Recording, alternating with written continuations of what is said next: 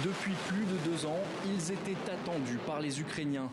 Dans un lieu tenu secret, l'arrivée des F-16 a été célébrée par une cérémonie en présence du président ukrainien.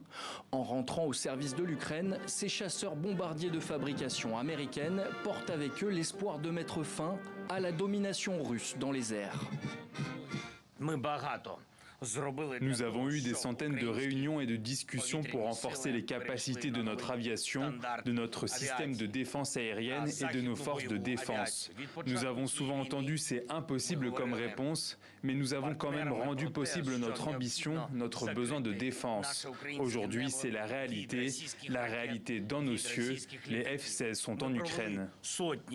Le pays ayant fourni ce premier lot d'une dizaine d'engins n'a pas été officiellement dévoilé. 79 de ces avions ont été promis par la Belgique, le Danemark, les Pays-Bas et la Norvège, en dessous des 130 F-16 réclamés par l'Ukraine pour neutraliser l'aviation russe. Le nombre de F-16 dont nous disposons en Ukraine et le nombre de pilotes qui ont déjà été formés ne sont pas suffisants. La bonne nouvelle, c'est que nous attendons des F-16 supplémentaires. Ce qui est encourageant, c'est que nos pilotes s'entraînent beaucoup.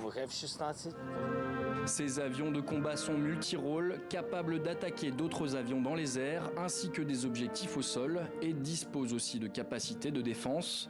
Mais avec une arrivée tardive et une incertitude sur les armes avec lesquelles ils seront fournis, le futur impact des F-16 sur le cours de la guerre est incertain.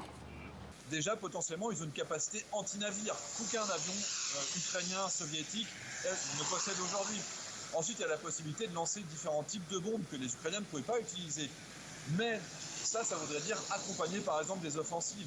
Or, aujourd'hui, les Ukrainiens sont purement dans une situation de défense.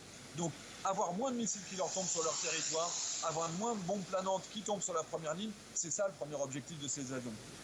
Les F-16 redonneront-ils un jour des capacités de manœuvre à l'armée ukrainienne en perçant la forteresse russe?